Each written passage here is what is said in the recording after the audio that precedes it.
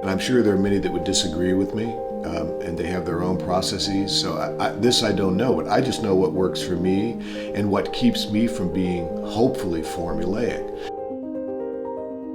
My intellect could take over and just ruin everything if I let it, you know.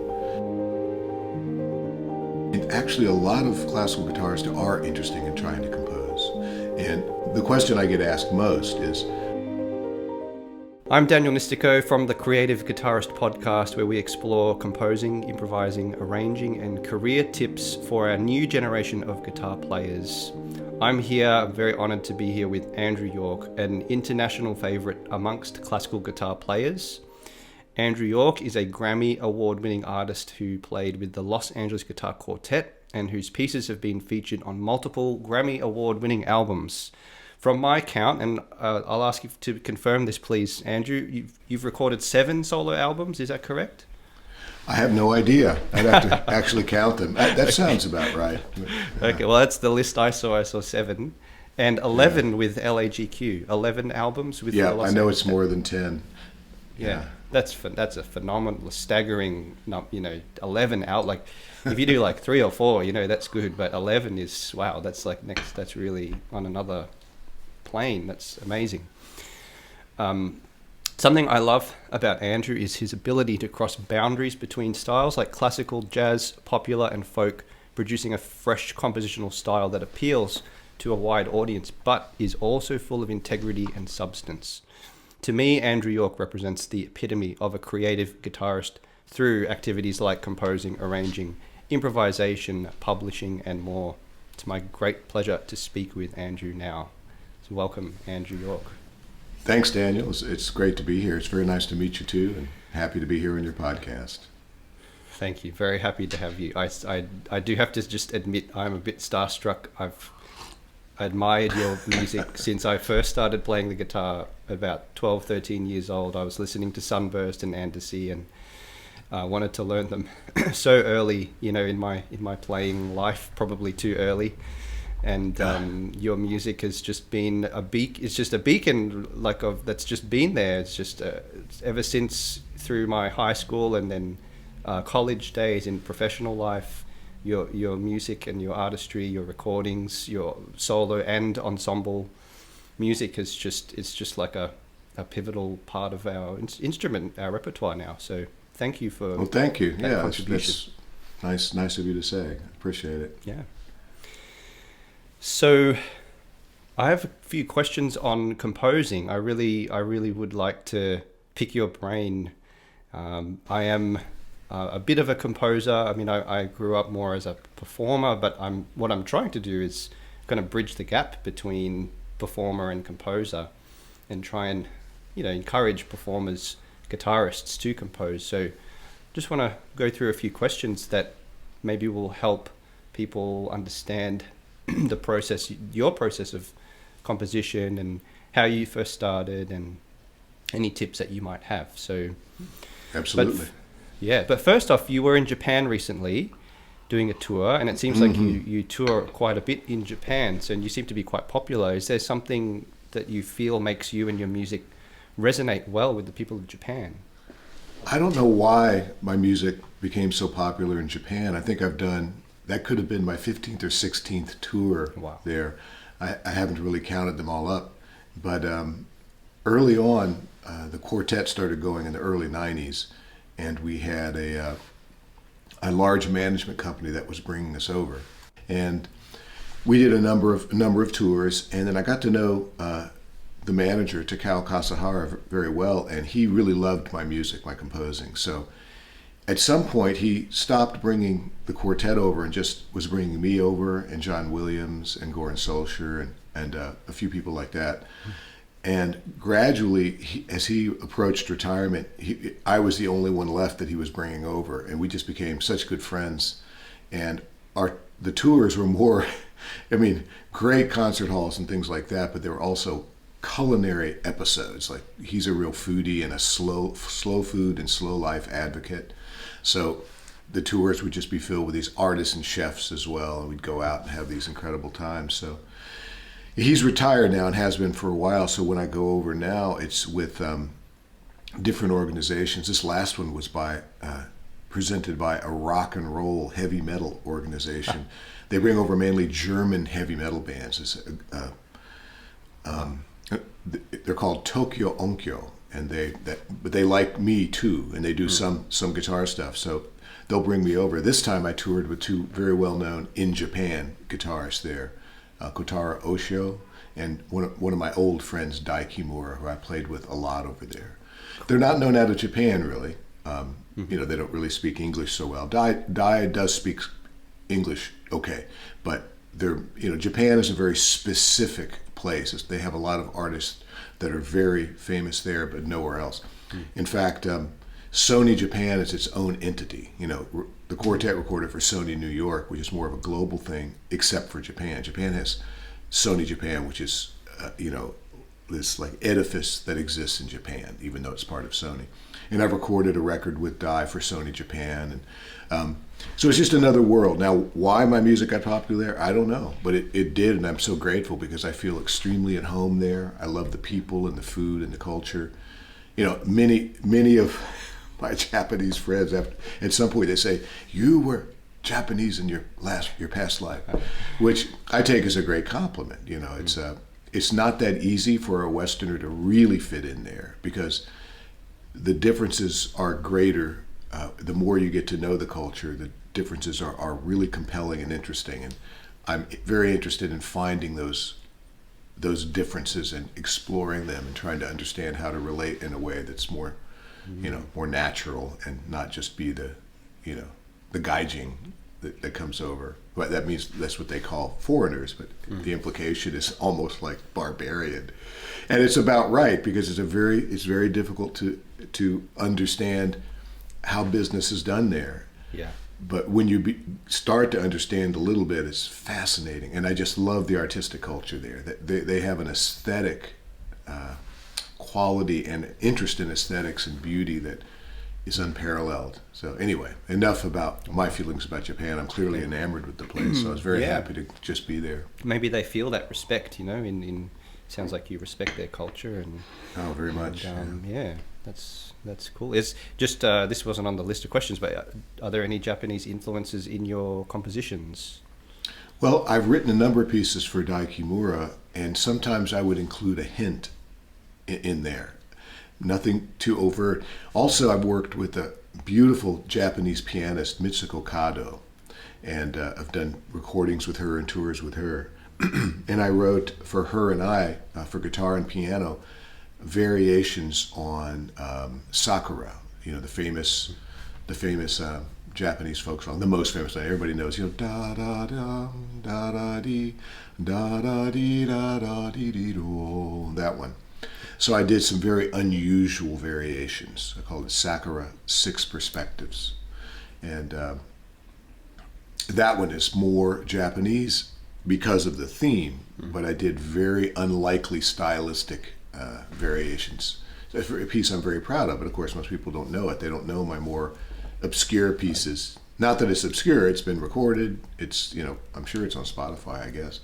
But people just like my feel-good music like Andecy and Sunburst, like you said, those are the ones everybody knows, but I have a large body of work that's more sophisticated, if you will. Yeah. But yeah. That's great. I just met a pianist who lives in the area, and he was asking about any guitar and piano works, and I don't know many. So you've just opened my eyes to a new one there. So I'll check it's on my website. They can check it out and see if it's to their taste. Awesome. Well, I think that leads well to the next question. You've said in prior interviews that you've studied many styles from medieval, Renaissance, Baroque, classical, rock, bluegrass, and jazz. It's quite an extensive list. How have you been able to blend these elements so organically into your writing? Well, they blended themselves. I started listening to just a smorgasbord of music when I was a very small boy. I grew up in a musical family, and I remember when one of my uncles went off to Vietnam. He was, a pilot in Vietnam, long ago. He left all his LPs with us, And that turned out to be just an amazing experience. He had such a wide array of things from, all this classical music, which we had a lot in the house because my dad loved classical music. So always the radio was playing. So I heard classical music constantly. But my uncle had stuff that was even farther afield. Sousa marches I hadn't heard, and records by Antonio Carlos Jobim. And I would listen to everything. And, because even at a young age, I started composing as soon as I could play guitar. Because it's just a personality thing. I want to create music. And so all the things I heard that I loved influenced my writing from the very beginning, and it was just an organic process. It wasn't done on purpose. And later I thought about this, and people think of Mozart as like a quintessential classical composer, but he wasn't. You see, he was like a rock star in his time. He wrote music that was a blend of everything that had been happening and moved it a step further. In a brilliant way, very charismatic. But he wasn't looking backwards necessarily. Music was really great 150 years ago. I got to write in that style. People that believe that's utterly wrong. He was completely current. So that's what I realized. That's what I do. I just blend everything I love, everything I've studied. Now, it does include older styles, of course, because some of those older styles are amazing. And if you blend a little like medieval cadence or medieval counterpoint or Renaissance sensibility into a composition, you roll it in, it could be a fantastic combination, maybe with a reggae beat or feel, or anything is possible. And that's what I do. Everything that interested me and everything that I love musically is fair game, and that's all I've tried to do. And it's often misinterpreted by people. That they will hear it and think, well, he's just like a folklore kind of use. No, I'm not. I mean, they listen to the pieces. My folkloric pieces, as I mentioned before, are the ones that people know best because they like them. They're easily understood. They're charismatic. But, I've got much more involved pieces that I think are richer in their content in terms of how many styles I have blended. Again, I'm not thinking, well, in this piece I got to involve 9 styles. It's still just an organic process. I just allow the music to emerge, and then I tinker with it. I work on it. I try to make it a satisfying form and a satisfying piece. And so listening, I guess, is part of that. Did you kind of study the theory of these styles, or was listening enough for that to kind of start permeating into your music? Well, that's a good question. Theory did play a very important part, but later, see, I'm blessed, if you will, with an ear that is able to take apart music to a large degree as I hear it. For pop songs and things like that, I can write down the chords real time. It's just so easy. And even complicated classical music, I hear pretty deep into it in terms of the harmonic content. I mean, not that I can, hear everything, but I can hear, I think, way more than most people and even more than most musicians, which gave me theory knowledge real time from the beginning as a boy. I mean, my earliest memory is of sound. The one I was in a stroller, and I remember hearing this escalator bell that they had in department stores. This would have been probably, in the very, very early 60s, like maybe 1960 or something. I was 2 years old or less. My mom was pushing me around a stroller. Because my viewpoint is there, and I heard this tone, and I remember that went right into my long-term memory. I was fascinated with the sound of this bell, this envelope, with the attack and the decay and the tonal quality. That was, to me, a profound memory. So, yeah, I'm very sound-oriented. And when I would listen to music as a boy, I listened to a lot of Beethoven. Especially, I loved Beethoven, as well as rock and roll, the Beatles and everything. But Beethoven, I would listen to his harmonic movement and the passion within it, and take it apart. Now, I didn't know what to call things because I hadn't been trained yet. I didn't have words for it. But words are only a label you hang on something you already know, to describe it and categorize it. But I once I had the words later, when I learned what a minor third was or what a 5 of 5 is, then I go, oh, that's the thing I hear right there in this piece. I hear a 5 of 5 there, If you think of, like the Stones piece, Honky Tonk Woman, the first chord change is a 5 of 5. You know, it goes da da da da da in Memphis. Actually, a 4 chord there. The da da da da. Upstairs for a ride. On the word upstairs, that's a 5 of 5. So all that stuff I had heard, I know what that is. You know. And you realize, oh yeah, now I know what to call those things. So later I studied technically theory, and it just allowed me to think more clearly and have labels for all the stuff I had already categorized in my mind. So that's very, very helpful. I'm really lucky to be able to hear like that. That gave me a huge vocabulary and resource of harmonic possibility. So, yeah. That's great. So it sounds like you were maybe naturally gifted with a sort of deep intentional sense of listening to music. I think for some of us when we're younger, especially, music is just in the background, but it sounds like for you at an early age, you were very aware, sort of more intentionally about it. Yeah, I couldn't listen casually to music. Yeah. I still have a problem with it. If something's on, I can't help but dissect it. And that's unfortunate because, like, especially now, so much of the pop music is very poor. Not all of it, but a lot of it really, really is, and you can't get away from it. So it's a bit of torture to have to hear a few bars of something that's not good, and you know exactly where it's going to go, and you can't really ignore it. So that's unfortunate. You know, when I was just in Japan, every restaurant we went into had two things that were fascinating to me. No screens. You know, you go into restaurants now or pubs or whatever, they're filled with screens. Like, you know, well, even if it's not a sports bar, there's screens. Okay, screens take your attention away. They limit your thought process because the flickering light of the screen keeps vying for your attention. It's a bad thing. And then they play often very poorly chosen music for the ambiance. They just put on some awful Spotify playlist or something of just cheesiest pop music. And if it's like older pop music, it's better because often some of those older playlists have songs that have a little bit more integrity to them, the charisma of the melody. So in Japan, no screens, and they play typically in every restaurant I went to and bar, either classical music or very good jazz. It was awesome. I mean, I don't get it here in the States. I mean, if I was going to start a chain of restaurants or bars, man, that's what I would do. I would make sure the music complemented the atmosphere. Now, maybe it wouldn't work here. Maybe, you know, it's a little bit too primitive in a sense. But anyway, I digress. Anyway, yeah, so I can't listen to music casually. I find that, you know, yeah, even as a boy, I had to sit and listen and really take it apart. Yeah.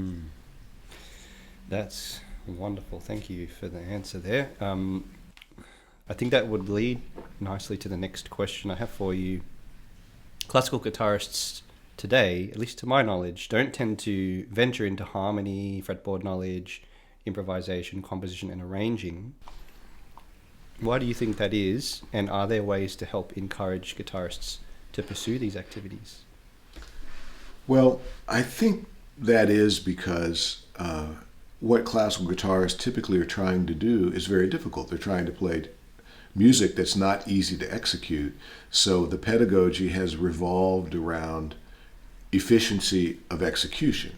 And so almost all the practice and almost all the study deals with playing well, you know, interpreting well, hopefully, and being able to handle your hands on the instrument and be able to play under pressure. So that's a lot, you know, a lot to bite off. I understand. Now, I think it's very unfortunate, though, that what fell by the wayside are all the things that you just mentioned. You know, they don't study fingerboard knowledge. So that's, I think, beginning to change. They don't study harmony to any great degree. I had always found that to be very limiting, and I found in years past the classical guitar world to be a very disappointing place to listen to because I didn't hear a lot of exceptional interpretations. There were some, but not compared to some of the other disciplines. And I know classical guitar was still on the new side. You know, it hasn't been that long that it's been a really, you know, serious pedagogy has existed for it. But the problem when you limit the studies that way, however it happens, to just executing, and and listening to just guitar music and all this, the guitar repertoire such as it was, it didn't really take the guitar forward very well. This is controversial. The classical world would probably refute that, but on the other hand, I don't feel fully, I don't have both feet in the classical guitar world. Just my training and my playing ability and my compositional ability defines me as a classical guitarist, but I'm in a different spot. So I've always encouraged my students and other classical guitarists to study harmony more. I've always approached that, and many of them have an interest in it. They're always surprised, of course, how difficult it is. It takes time. I was lucky that I studied jazz in my teen years and into my 20s very seriously.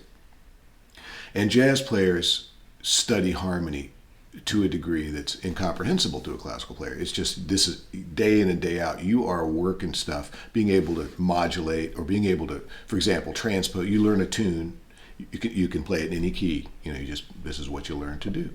Jazz players have to be like that. The singer says, well, I want to do Misty, but let's do it instead of F, let's do it in A flat. Okay. Jazz player says, okay. Now, classical players know, where's the music, So this level of understanding of how to handle the instrument, the fingerboard knowledge, I think is critical, and it's so interesting. So I've always encouraged that. On my subscription website, Andrew's Den, I talk a lot about. We have over 100 hours of teaching material, and quite a lot of it I talk about harmony and dissecting my compositions and talking about how I made choices, how it works, how to handle the instrument in terms of being able to play any chord anywhere, that kind of idea. So, yeah, I think it would be a wonderful and natural evolution for classical guitarists to include more fingerboard knowledge. It could only help their interpretations and their understanding of what they're actually doing. And of course it's ironic that, back a couple hundred years ago, 300 years ago, 400, it was understood that a musician probably also could compose. This is just, it was just standard. I mean, you were much more well-rounded in those days, but then specialization began to creep in, as it did in other disciplines too. Science, everything shows an increase in specialization. Now, something is gained when you specialize. You can really move forward with certain kinds of skill sets, but something is inevitably lost. So it's yin and yang there. It's like, give and take a bit. Good, yeah. So that's where we are today, heavy on the specialization, not so heavy on profundity, perhaps. Do you have any advice for people who want to start composing? Is there a method or process that helped you start composing when you first began? Yeah, that's an interesting question, because actually a lot of classical guitarists are interested in trying to compose. And the question I get asked most is, I've got this idea, this melody, this theme, now what? Like, where do we go from here? How do we turn that into a form, into a piece?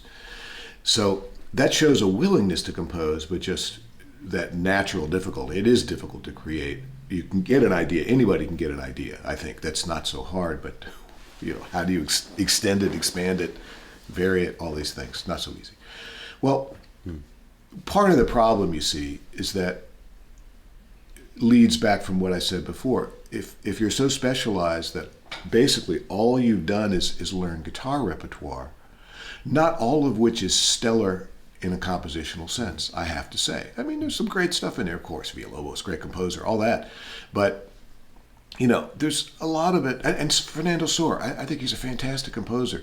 But they're very, like Sor, that 19th century thing, is very stylistically pigeonholed. It's very formulaic in its harmonic usage. Not that there's anything wrong with that, but it is what it is, what it is.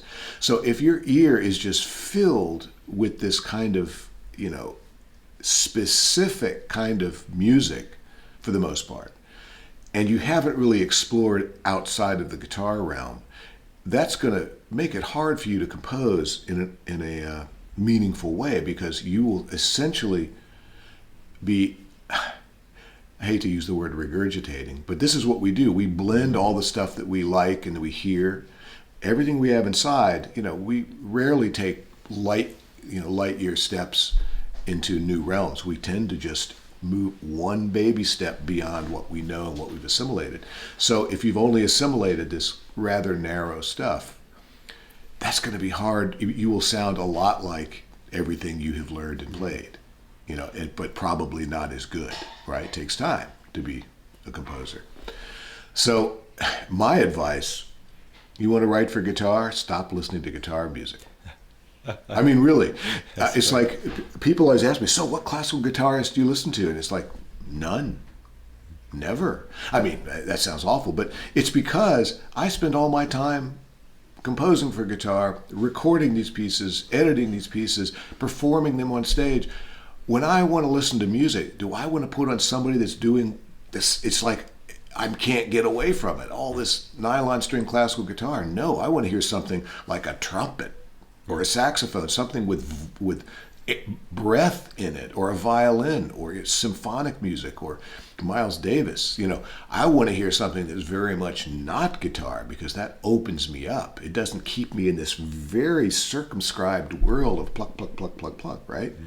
So I want to hear, some African folkloric music, or some Brazilian jazz, or anything, gamelan, because it's fresh, because it's new. Or I listen to a lot of medieval music. That's so old, in a sense, the way it's structured, it sounds fresh again. It sounds like really modern to my ear. So the stuff they do is so cool. So, that's my advice, is like, break out of the guitar world. Listen to, Led Zeppelin. Listen to, medieval composers, Josquin. Listen to, of course, Bach. Listen to Buxtehude. Don't listen to Soar. You're gonna be playing it for your whole life. Listen to other stuff. You got to break out of that. So, yeah. A great answer. Yeah, fantastic answer. Very, very illuminating again, Andrew. That's making me think a little bit too. Yeah, and I think it's easier than ever now with Spotify and YouTube to do that. You can go down all sorts of rabbit holes of music that you couldn't even imagine nowadays. Not all of the interpretations. Like when you listen to classical music on Spotify, for just one quick example, like there would be, Stravinsky's Petrushka. That was a very important piece for me to study. That blew my mind, still does. I bought the score. I would study it, how he gets these sounds, not only compositionally, but also his arranging palette. Oh my God. And that woke me up a lot to listen to that piece again and again and again. So I have certain versions that I found on LP back in the day that were quite good. And I would listen to others and find them less compelling, not just because of the recording quality perhaps, or the way that it was conducted. So there was always this pick and choose. What versions do you like that really speak the music? On Spotify, you don't get that. You think you would, but a lot of the ones that come up in their algorithm are not my favorite interpretations. But yes, you can still experience the music to a degree. But there's that unfortunate thing that nobody really knows, or takes the time to learn what versions might be really great to listen to, and they're not really available. I'm still haunting record stores, finding old LPs, just to find, and buy versions of different classical pieces to see what's out there, stuff you probably couldn't find on Spotify. But this is the world we live in. We seem like we have just unlimited access to things, but actually it's quite limited by the algorithms that these large corporations like Spotify and Google and Apple give you. It's actually very tailored and very controlled. It's not really a free time in that sense. Seems like it is. Yeah, really and then there's no filter. There are some little filters for quality. I think that's what you're getting at sometimes too, in terms of what we do listen to, the versions of certain, or the interpretations of certain pieces. I guess there used to be, when the LPs were out and CDs, that was in a way like a way of filtering, saying this is quality, and that's now true. That's kind of disappearing. Now you can get anyone in their bedroom on YouTube playing anything, you know, and Right. we have to be. Right. I think we have to be wary of that. Yeah. Yeah. Wow. Okay. So that answers also. I had a question about, you know, how you avoid many of the common practice or standard harmonic progressions. I think you've sort of answered that. It's just really opening up your musical palette and listening to, you know, different styles, different genres, different instruments. So I think that's great. Well, Do you have actually, anything to add? Yeah. I do. I mean, I can't profess to, you know, say my harmonic progressions are always completely fresh. No, I mean, I use things that you can't not use things that haven't been used again and again and again. I mean, it's just you can't do it. If you listen closely to Beethoven, the vast majority of the harmony you'll hear are 5/1. 5/1. I mean, like I'm talking 80%. But I'm not knocking Beethoven. Like the humanity and the power in his music, it's so compelling. It's like completely true. What he's feeling, there's no BS there, man. It's like it takes you on a ride if you listen to a well-recorded and well-played Beethoven symphony, or, you know, other pieces he's written, trio sonatas, what have you. But if you take it apart, you're shocked how much 5/1 there is. You know, the occasional 4-chord and, of course, secondary dominance. But times were already moving toward the 19th century usage, where they circumscribed the usage of harmony even more. Now, Beethoven hadn't done it. He was still considered crazy by many because he added all these, like a giant codetta near the end. What's going on? Back when people were much more sensitive to these, you know, changes. Nobody cares what you do now. They could care less. Nobody notices. Back then, even in the early 20th century, they got very upset with Stravinsky when they heard Rite of Spring. Beethoven, some of his symphonies, they thought, this guy's lost his mind. You know, they hear some of the stuff he would do just because it went not that far out of where things were, but far enough. But to our modern ear, we hear it and we go, well, that's a whole lot of 5/1. Beautifully done.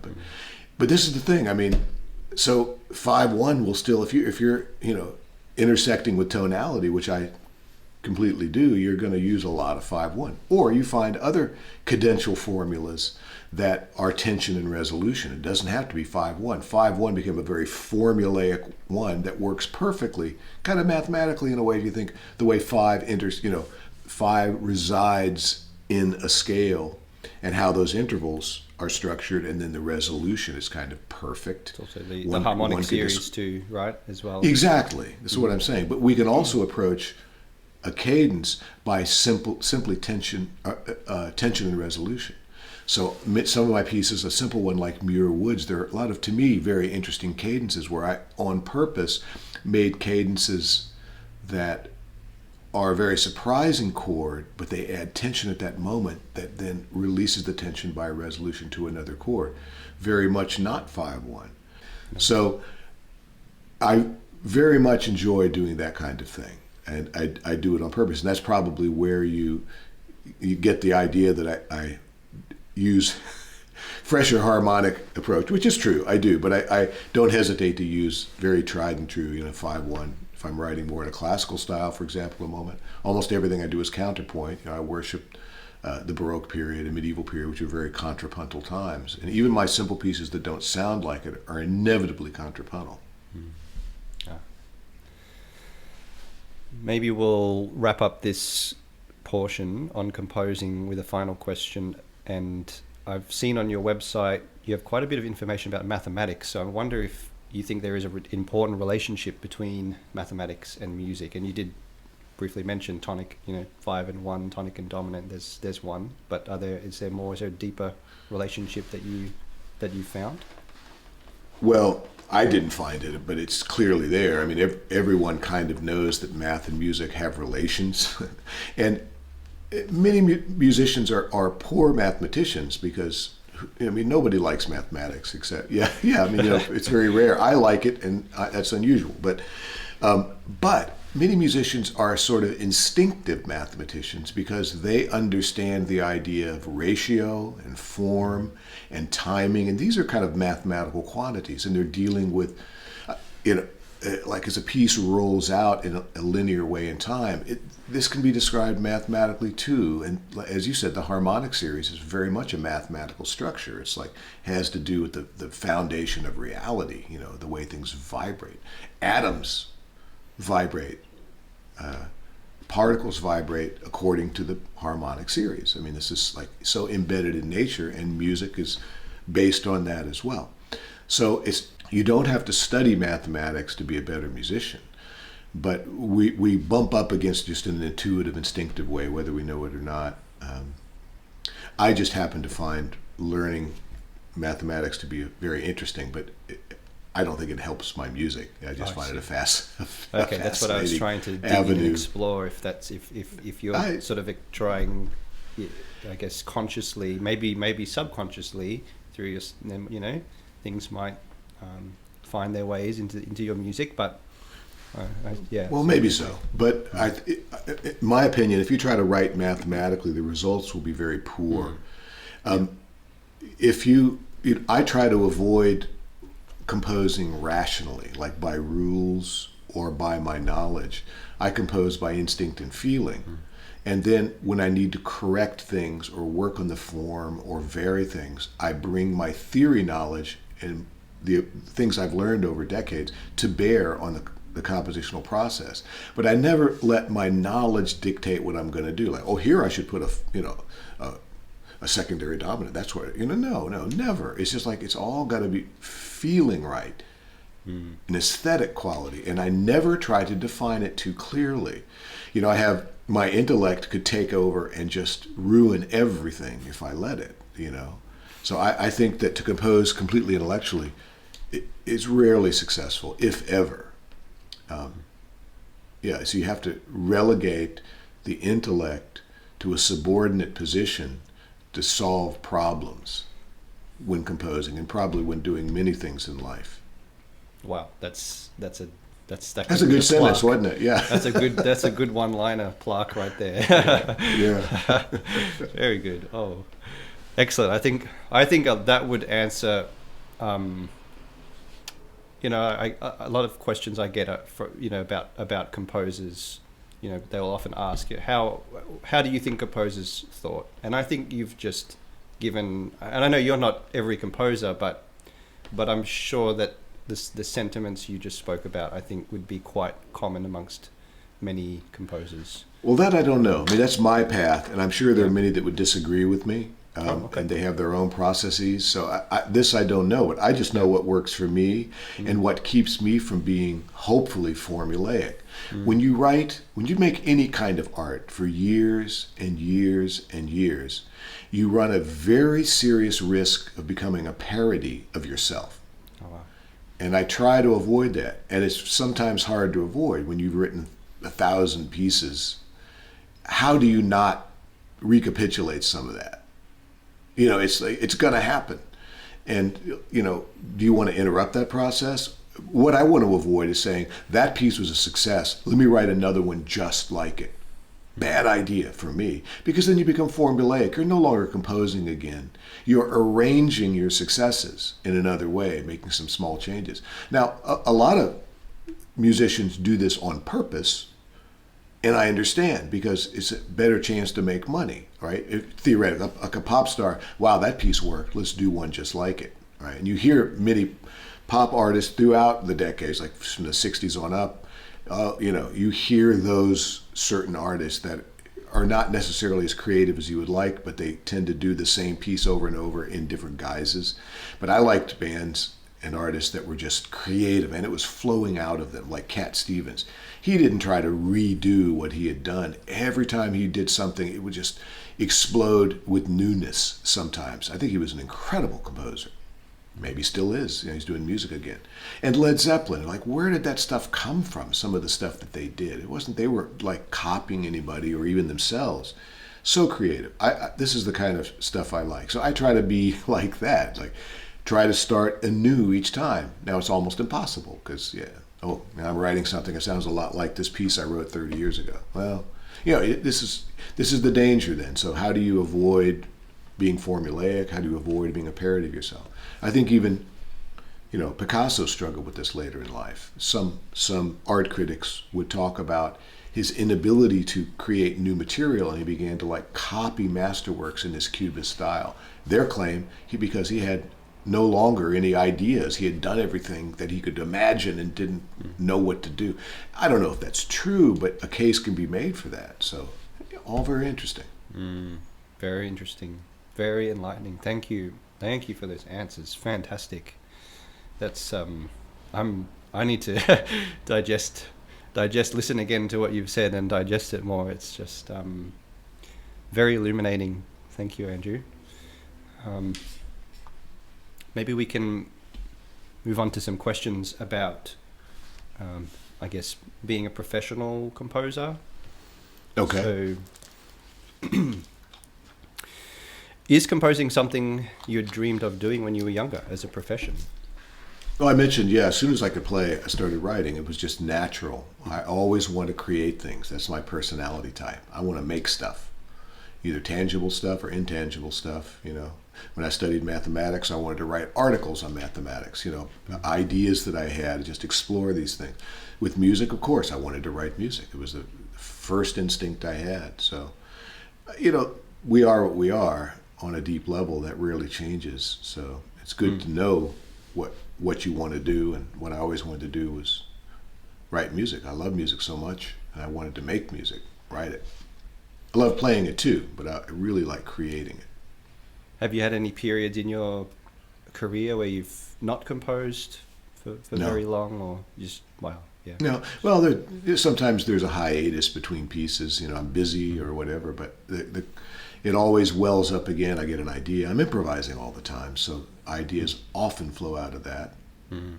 By the way, some of your students had really good questions, and that was one about the processes from improvisation. Not necessarily, but it's often, yeah. But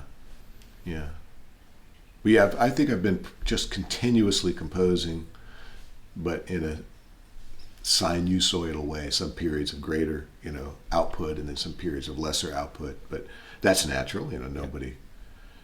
Nobody can just be on, full bore all the time.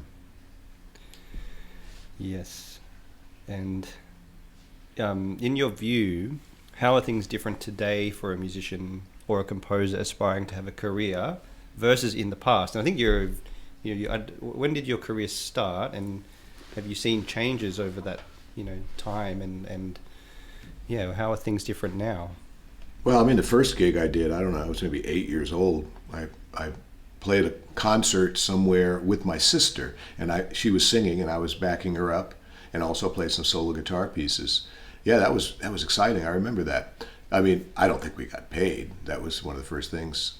But, it's like I've had little performances even as a boy. I began playing in bars, rock and roll when I was like 16. So, even though, I wasn't supposed to be there, right? At that time, you could drink when you were 18, at least beer. In Virginia where I was, but I ended up playing in bars. Still in high school, so gigging all the time. I started classical gigs, as soon as I was in university. I started doing classical gigs and got concerts. So it's just always been there. But how has it changed? It's changed irrevocably. It's so different now than what it was then. It's so different now than what it was 5 years ago. It's like the one constant has been change. And brutal change. Musicians, they always tell you how hard it is to be a professional musician, and it's true, and it has not gotten any easier.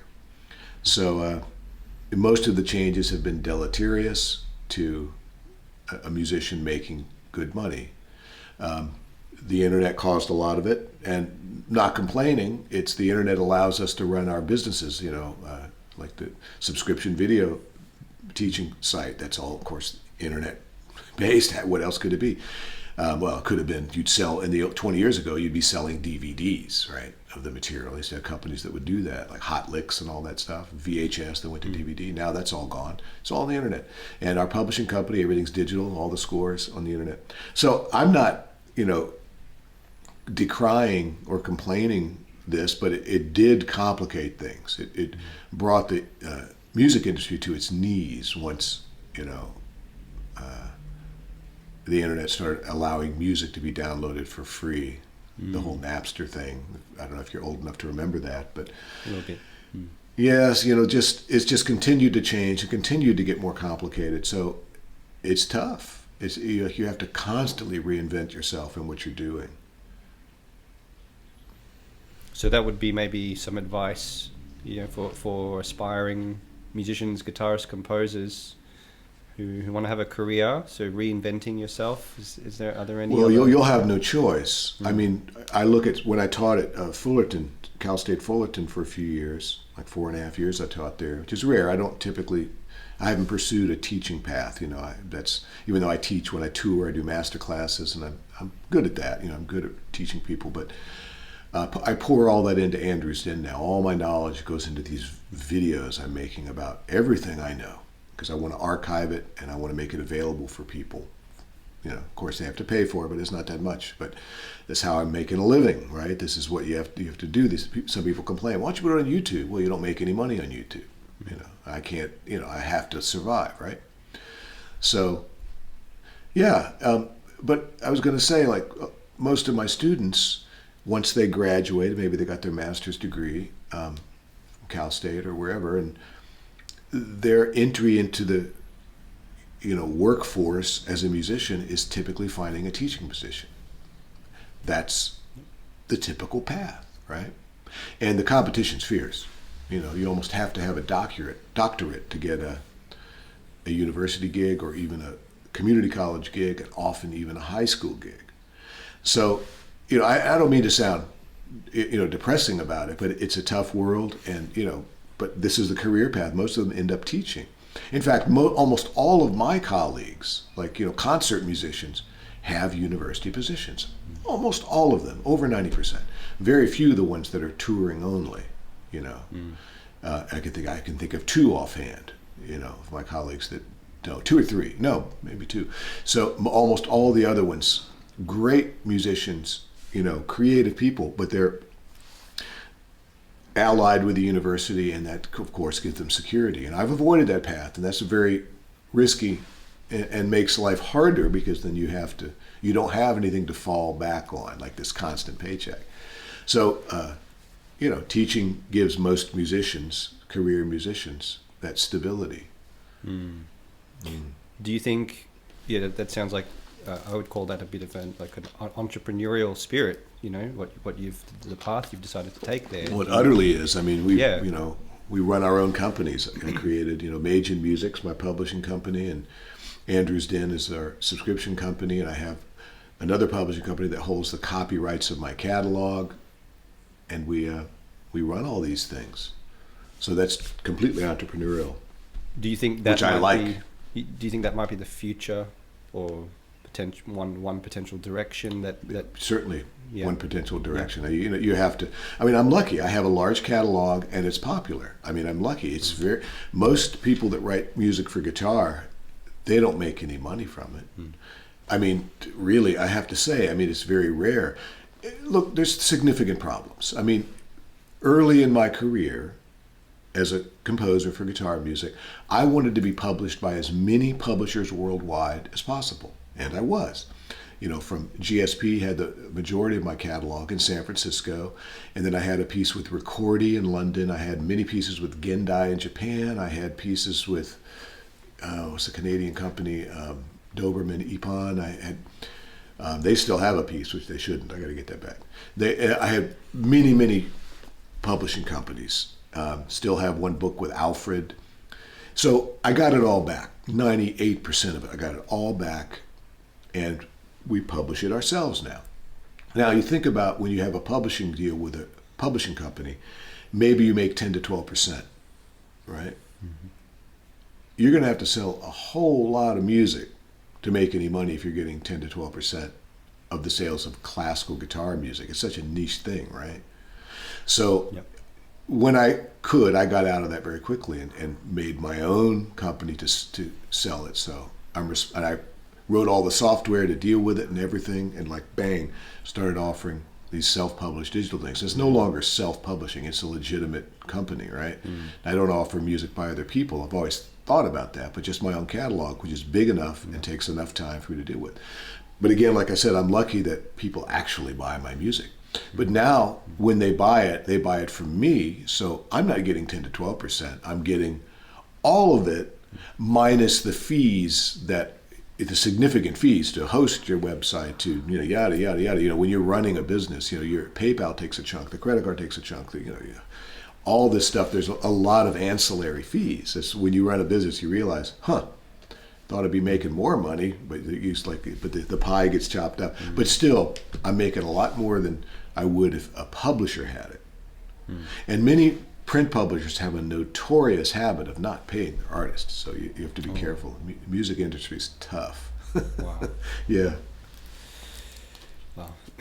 Yeah, I've recently started my own sort of self-publishing company, and I do sell music by the composers from my students, essentially, and I wanted to flip that model around and give them 90% and 10%, because I see that as frankly not very fair to the composer. I mean, I know the publishers do a lot of work, and they definitely deserve something, but I feel like it's just I think that's great you're doing it, but and I've thought of that kind of thing too. I've never taken that path, because that would be an immense amount of work to create then a much larger publishing company that dealt with that. Now, when I thought about it, 90% is incredibly generous, and I think it would be, even though you would like to do that, I think that's unsustainable, because if you are preparing scores and doing all the work and taking care of all the sales and the fees that are incurred from all that, I don't think 90%, okay, if you do the net, like not the gross, maybe if you're net, like if you sell a piece for $10, you might net $8 ultimately after all your fees, not even counting your time. Now your time, right? So a more equitable way would be maybe 50%, but they're still getting more than you. You might be getting 20 or 25% of that, and the rest is going to everything else, and they're getting half. That's very fair to them, because it's still, time is valuable, and if you're spending a lot of time, I'm just off the top of my head because I've thought about this. Yeah. And for them to get 50% of sales as opposed to 10%, if they could even find a publisher, which they probably can't at the early stages, right? So, yeah, these are all possibilities, But when you run your, I don't know, curious to know what your experience is. I find that running our own companies is very time consuming. Oh, yeah. Oh, it's definitely. Right. Every day is relegated to Monday I have to do this, Tuesday I have to do this, otherwise the business doesn't operate, doesn't function. Yeah. So not to mention marketing and social media and all the stuff you have to do. That's maybe links us well to the final question I have for you. You mentioned marketing and social media. You are staggeringly productive. I see your posts on Facebook. It seems like every day. I don't know if it's daily or a few times a week. New recordings, pieces, archived recordings, new compositions. How do you achieve that? Well, I'm married to a wonderful woman, and we run all our businesses together. And Annie takes care of social media, so she's always posting. She's the videographer. She does the video editing for all our videos, and she takes care of social media. And I take care of all the other business side and the composing and the practicing and the recording and all that kind of editing. So we're both very, very busy. We work all the time.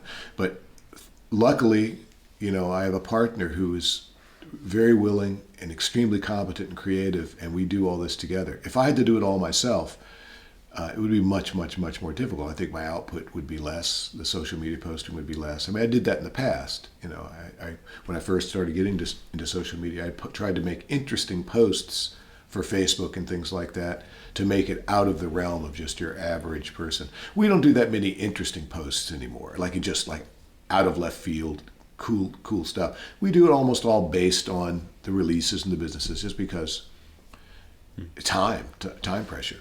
Yeah. But, it's important to have a constant presence in social media. Much as I dislike social media, it's important to have that. It's just the way things work now. And to have a mailing list that you stay in touch with your base, the people, your customers and your fans. So all of these things have to happen if you want to move forward in an entrepreneurial way, as you said too. And I'm sure you do all these things.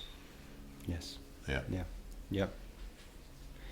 That's great to hear it from someone else who's kind of in a similar shoes to me, but has been doing it for longer.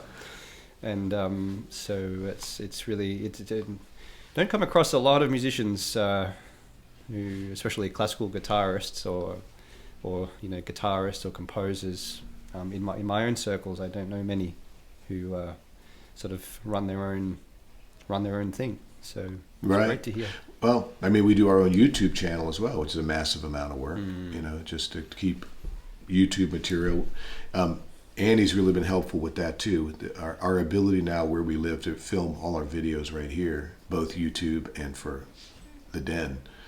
But just to keep those things coming. And then I had the idea for the Monday Memories, for our mailing list. I have this thing every Monday.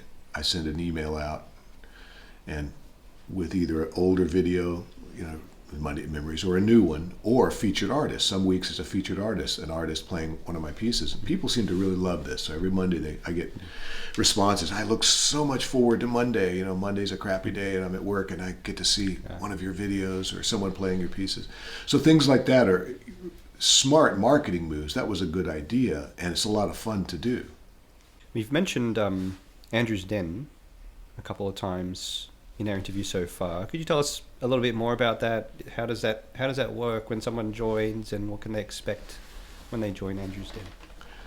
Well, it's multiple ways to join. Like any subscription site, you can do a free trial, or you can do a monthly, 3 monthly, or yearly. You get perks for the yearly and things like that.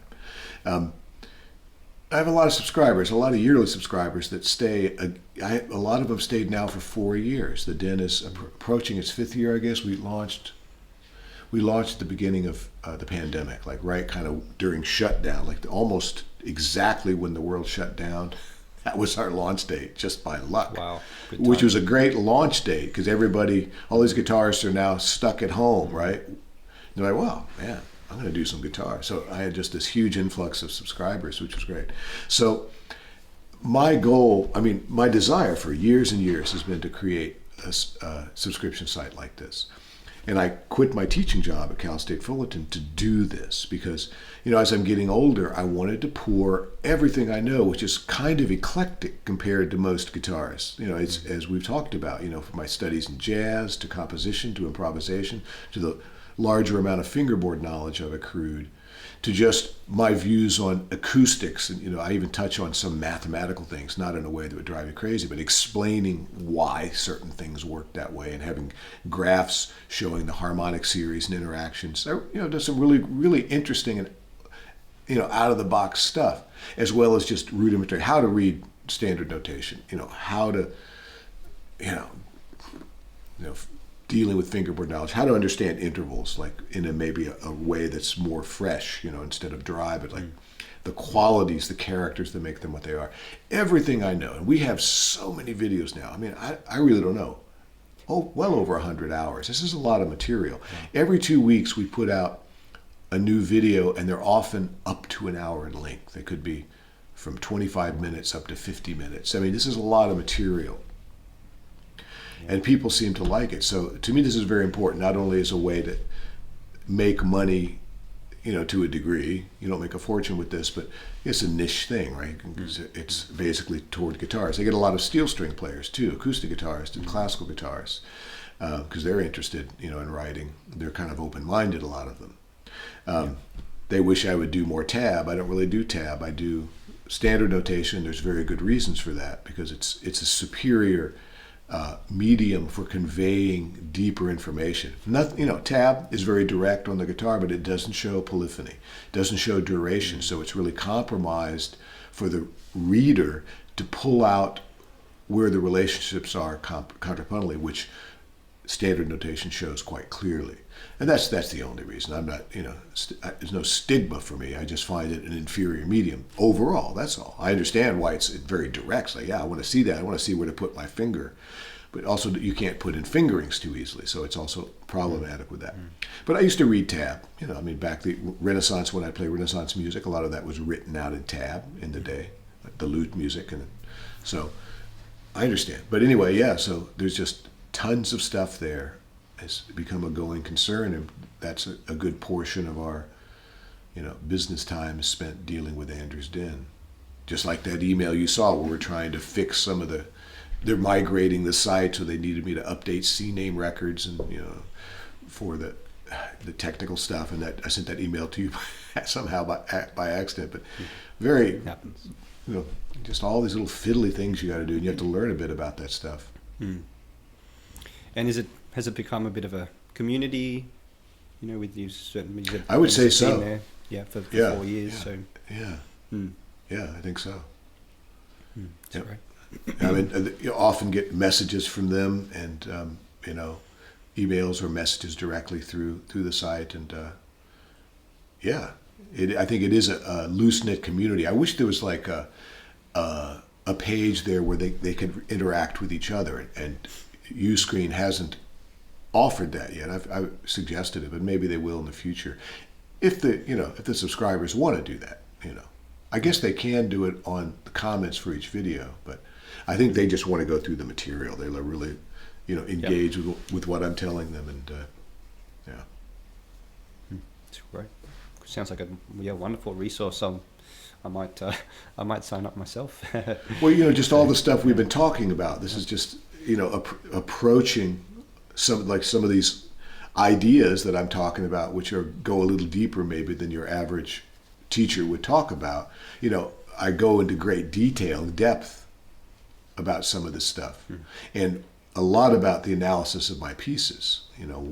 The background, the backstory of a piece, how it came to be, maybe how I changed the form over time, how the reasons I would do these things, and I explain, what's going on harmonically, melodically, do like large form analysis and small form analysis. And people seem to love this because they get a lot of information that there's no other way to get. One of the questions from my students was actually related to something you just said. So you said that sometimes the form of a piece might evolve over time. So one of the questions I had from a student, Eli, he asks, when do you consider your compositions to be finished? Do you sometimes go back and change things, even though the piece has already been published and recordings have been made? He's asking since he's been going back to his earlier compositions and has a tendency to alter bits and pieces, sometimes even quite a lot. So yeah. Well, there are revisers, and there's the ones that are less revisers. I've always been one that didn't do much revision. Again, I think it's a personality thing. Though I find I'm doing some formal revisions now when I write. I think part of the reason that I'm doing a little bit more revision now is I tend to work so quickly. I might create a piece from inception to notating it, and once it's notated, it's done. Essentially, I consider it. I begin notating it when the piece is finished. This could be in a week. Creating a piece from the beginning, starting the compositional process to notating it could be within a week. Could be longer, of course, but it can happen really fast. And then maybe in another week, I record it and it's on Spotify, and we make a YouTube video. Now, the danger of doing this stuff so quickly is sometimes I listen later, go, yeah, that would have been nice if I'd done that right there, because I move too quickly through it. But it's just I got a lot to say right now. So I find now and then I will do a formal revision. But usually that happens, any kind of major revision happens before I publish it, not after. Okay. And the reason is, there's the question he asked, like, how do you know when a piece is done? Well, I don't know. I know when it just feels done. It's a matter of comfort. If anything bothers me when I think through the piece or play through the piece, it's not done. It's that simple. And I don't even have to know why it bothers me. I just need to fix it. And again, it's that process. I might use the intellect a bit then to use my theoretical knowledge, but ultimately the decision is completely instinctual and a feeling-based decision. It feels done. It doesn't bother me anymore. Anything that kind of like, you're right there, or it's like this, I'm getting bored right here in minute two, 2 minutes 45 seconds. Why? Like I don't even have to know why. I just have to begin sketching. Maybe it needs to add a transition, or I need to like vary the melody when it comes back, or I need to cut that out, or I don't know. I begin to sketch and sketch, like sketching, and until it's done. That's my approach. Do you compose by hand? So you're saying sketching? You No, I mean compose sketching. No, Oh, I use computers. I rarely write anything down by hand anymore. Yeah. Sketching, I mean compositionally sketching. I mean, that's the old idea of sketching, but like, you can do sketch in your mind. You imagine things. I do a lot of the writing process at night when I'm in bed in the dark. When I'm writing a piece, I'm obsessed with it, and I compose because I can see it all just like I'm playing it. It's no problem. And then I'll compose different sections and move them around. And if something strikes me that I should remember this, I'll get up in the dark and play it into my iPhone or something to catch it. So sketching is like that, just changing things either in your mind or a notation, or playing it into your iPhone, these ideas. Well, what if I do this? Like, here's a new section, here's a transition, I want to change this cadence. Well, sketching, that's that kind of sketching, altering the piece. Yep. And do you compose with guitar in hand often, Half sometimes? and half. Okay. Like, oh yeah, sure. A lot of it's with guitar in hand. I got to check it out. But I'd say the majority of it, once it really gets rolling, happens at night in bed. I'll even be dreaming about it. That's when it's quiet. There are no distractions, and you can play through the piece in your mind. That's when most of it happens. I notice. It might come from an idea that I improvise. That's got a lot of charisma. I want to create a piece based on that. Then I'll be sketching. I'll be playing a lot, and then when it starts really taking root in my mind, then it's running through my mind all the time. And at night, it's a very fertile time to compose. Yeah. So I think, it's got to happen in your head at some point. That terrifies, or maybe not terrifies, but a lot of people probably think, well, I can't do that. Well, I bet you can. You just have to start simply, like imagining simple progressions and things like that, or even playing back in your head what you have written so far. If you can play it and hear it, can you hear it again and visualize what you're doing? If you can do that, hear it and see it in your mind. By see it, I mean not the sheet music, but the geometry of playing. You imagine a G chord. You start with an open G chord. Everybody can see that. Any guitarist can see that in their mind, right? We see the geometry. We see the shape. Bang. And we can hear it too. So that's how it works. You get more sophisticated with that idea, where you can see. And this is where fingerboard knowledge helps. I'm able to do this stuff also because I have a good ear, but because I have the fingerboard knowledge to move around the neck in my mind. I can play this here or there, there or there. Indispensable for a composer. Fantastic. Maybe we can finish on this question. We haven't talked much about your playing, and you're so busy with so many things. So this is a question I would like to know as well the answer to. Where is the question here? By David Lees. He's asked that he's very interested in what you do to maintain your playing skills, both as a kind of maintenance, ongoing thing, as well as preparation for specific concerts. How do you do it? Well, because of all the stuff that we're doing, it's hard. I mean, in a way, I play catch up all the time. I try to keep the guitar in my hands. I keep a guitar on a guitar stand all the time. Never in the case, this one guitar, my favorite for practicing. And, I try to not let too many days go by where I don't at least reintroduce myself to the instrument and, do some playing. During the pandemic especially, I was doing tons of improvisation. We would record most of them, because I have thousands of these things, and that's great material for potential compositions. But just to keep the guitar in my hands for improvisation, nothing else. And then during the pandemic, there were no concerts to be had, so I kind of let my chops go down like everybody else. My chops in the sense of like concert ready, performance ready, because you didn't have to. I wasn't doing that many Zoom concerts. I just wasn't that interested. I found them very sterile. So I just didn't do them. And it was like over 2 years, like for most of us, until I did another concert. And that was a big deal to get my chops which were recording ready. I could get a piece at a recording level, which is much lower, it turns out, than performance ready. Because recording ready, you're allowed to do multiple takes, and you can do the edits when you recorded it, right? So you have to be able to play it well, of course, and control it. But performance ready means you can play the whole doggone piece, hopefully without many errors, right? Under pressure. So that's another level of technical preparation.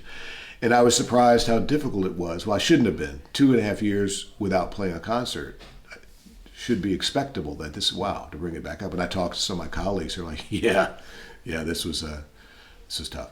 So now when I have a tour coming, I got to start like 6 weeks out, or I better really start playing to get my endurance up and my chops up.